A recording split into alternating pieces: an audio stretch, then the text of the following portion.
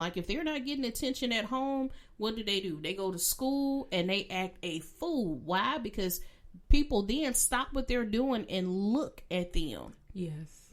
And even though it's negative attention, they still crave attention.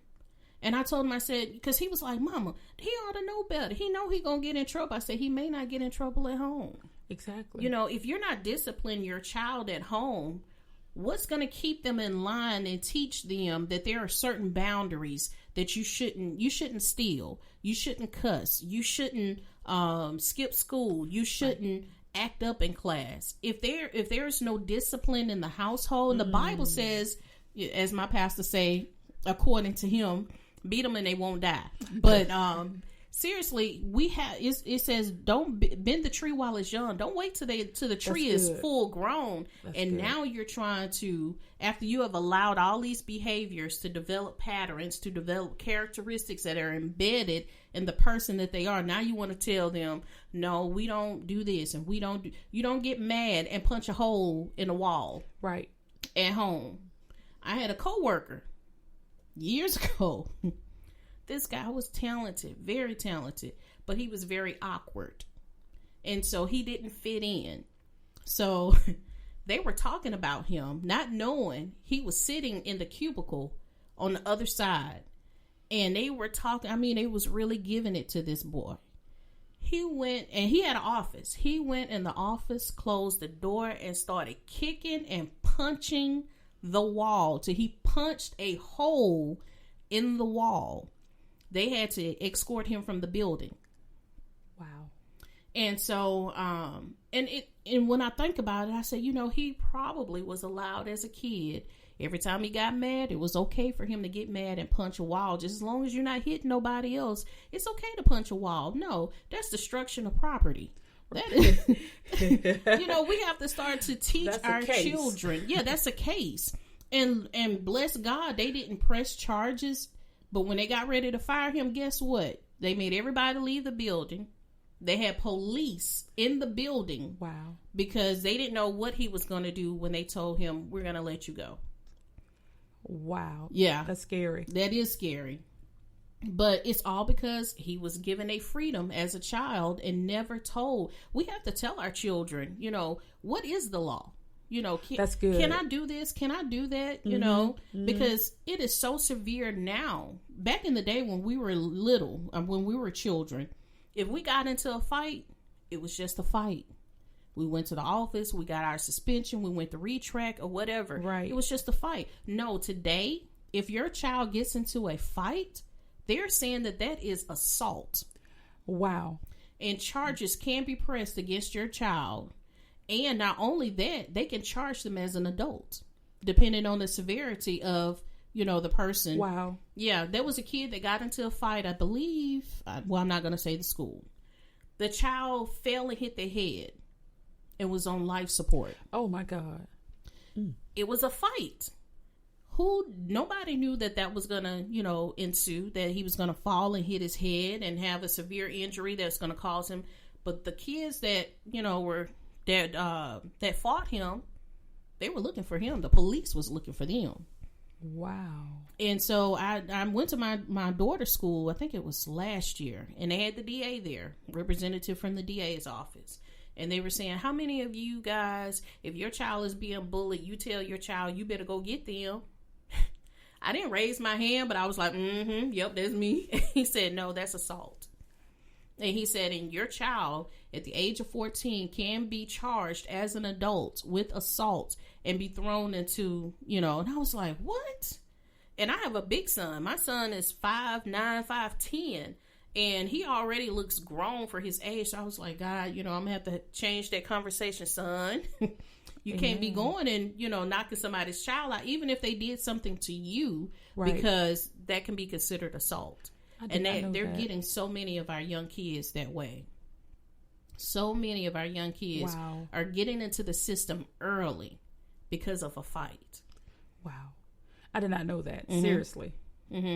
But we have to teach our children, just like you said, and I tell teachers this, education starts at home. Mm-hmm. If we educate our kids on acceptable behaviors, and make sure they are demonstrating an understanding of what we're teaching them. Mm-hmm. Because I have one child, and so some people say, well, you know how one child is, they think they're spoiled, but my child isn't. My child will tell everybody, I have to earn everything. My mom gives me nothing, which I do, but I give her a reward for just doing the right thing. Mm-hmm. And I always tell her, defend yourself. Mm-hmm. Don't start anything, but defend yourself. Mm-hmm. And so we should be able to defend ourselves, if that makes sense. We should be able to. But now they say, oh, no, you go tell a teacher and then you let them handle it. But a lot of times, you know, no slight on our teachers. They deal with a lot. Right. But a lot of times those teachers are like, go sit down somewhere. Absolutely. You know, and they'll ignore the situation until it's, you know, blown out of proportion. Yes. And then they want to suspend the child. I know, because I've been through that 3 times with my son,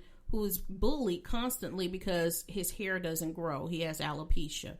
And so, you know, one of the reasons why I wanted to talk about this is not only because of the changes that teenagers go through and preteens go through, mm-hmm. and how parents handle those types of situations. Right. You know, our girls, you know, sometimes when they go through that time of the month, mm-hmm. their personality change. Absolutely. And you have to learn how to adjust. It was a shocker because my daughter, she's quiet. You know, she stays to herself.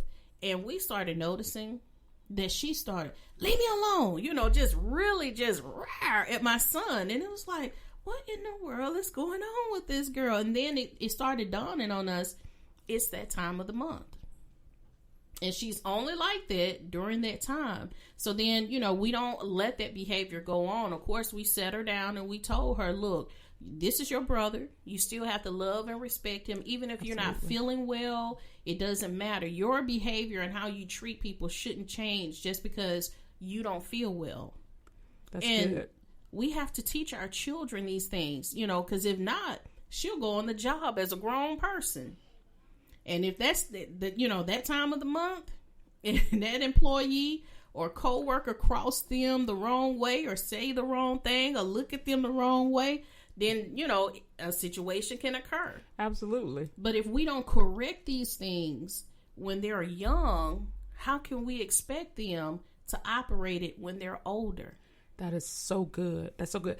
I have read a book, and I was one of those parents that read books, and, you know, I know every child is not a textbook kid, mm-hmm. but there's a book by Dr. James Dobson, which he is a leader in families and ministry, but it was called Dare to Discipline. Mm-hmm. And Dr. Dobson said that if you don't have your child disciplined by 5, mm-hmm. you can forget it. Because it's almost like this. You said this earlier. If you let a behavior grow up in a child, mm-hmm. and you don't address it, they're going to be an adult who has unhealed issues. Mm-hmm. You don't know how to deal with stress. You don't know how to deal with trauma, whatever. So that's why you're 30, 40, 25, punching holes in walls, kicking, having temper tantrums, mm-hmm. because that was allowed as a child and you didn't get healed in that area. And what you said about bullying, I have a nephew that was 9 at the time, and he just told his mom he wanted to kill himself. And she was so outdone. She called me and she said, listen, I need you to talk to him and get to the bottom of what's going on. But he came to church, and I told him I wanted to speak to him about whatever he was going through. He was being bullied because he wore glasses, and he said that they talked about his teeth and stuff. And he said, I just don't want to keep having to go through that. Mm-hmm. And he went to a teacher, and the teacher told him, listen, we're working on it.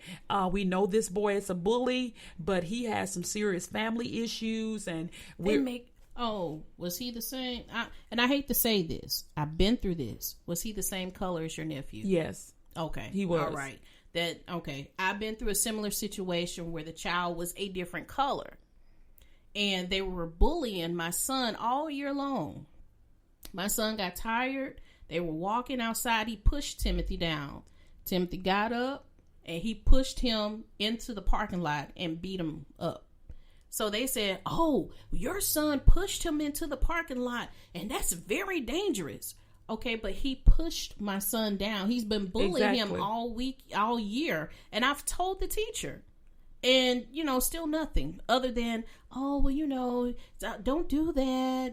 He has problems at home. He's trying to cope with some things. No, that's still not a justification to go out and take what you're dealing with out on others. Exactly. But go ahead. I'm sorry. I had to interject because that's so good. I still need to be healed in that area. No, that's so good. Because, see, this is what I have had to discuss with teachers, that it is not fair for my child to be in an unsafe environment to accommodate another kid. Mm-hmm. So we want to make sure our children are safe, because no child deserves to be bullied. Mm-hmm. No child, especially a child, should have to come to a parent and say, I do not want to live anymore because I am being bullied, because people are talking about me. And I'm telling you, my nephew, he's a very handsome boy, very smart boy, but he could not handle he just felt like ended it all. Like he was coming up with a plan. Mm-hmm. And when people come up with a plan, they're serious. Mm-hmm. So we thank God that we were able to, my husband and I and another minister at our church, a young minister, was able to just sit down with him and touch that area of sensitivity about the way he looks and the way he feels other people perceive him. So we have to teach our kids to be okay with who they are. Mm-hmm. You are not defined because you don't look like him or you don't look like her. So we have to break that curse of poor self-image, of I don't look like Tyra Banks, but I think I'm all right. No, I'm not a model, but I think I'm okay. So we have to put self-esteem into our kids, self-worth, self-value, and we have to biblically let them know their identity. You're fearfully and wonderfully made. You're made in the image and likeness of God. Mm-hmm. That you have oh my God, you have so much worth. And I let my daughter know that. And I thank God that sometimes I didn't realize that boys also they feel the same as girls. They want to be looked at as handsome or smart. They want to be cool and all this stuff. Because my daughter's like your daughter. My daughter is very quiet, but she's very talented. And she's not one that talks about her emotions. Mm-hmm. Is your daughter that way? Yes. You kind of have to figure it out and my pull daughter, it out, pry it out. It's like pulling teeth. Mm-hmm. But what was so funny though, she told me that she wanted to get a mentor, a life coach. Isn't that funny? I know. Yeah. And so I thought to myself, that's what I do. Mm-hmm. You got one. I'm right here. I will be your mentor. And she was like, Mom, no.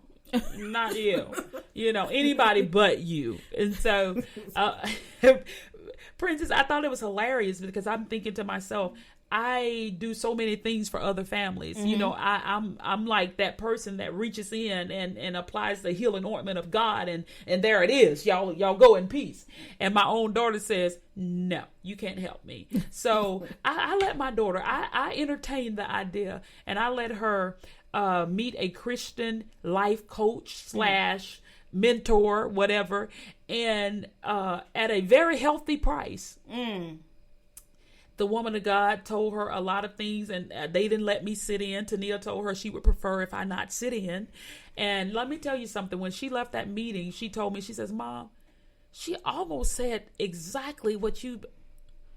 Okay, so we're over $100 later, So I thank God that the woman of God didn't know anything that I had told my daughter, but because she was able to tap in to the need, you have to get somebody that can tap into what your child needs. And she was just reiterating what I had already told my daughter. Mm-hmm. So what am I saying? With parents, it starts with us. We have to be the first ones to tell our kid, our child, you're smart. You're good. You have good values. You're going to make somebody a good husband one day, a good wife one day. You make good choices. You make good decisions. You stand out because you were created to stand out. My daughter's very tall. My daughter's like almost 5'10". Okay. And that's a girl, so, but she had a problem one time with having large feet. And I told her, being that tall with little feet, you look really weird. So tell God thank you for giving you the large feet to balance out this body that you have. So we are the ones that teach our kids what kind of ego to have, what kind of identification to have. And if we let the world do that, if the world makes them, the world can destroy them. But when they're made in another system, I tell my daughter, we're in this thing, but we're not of it.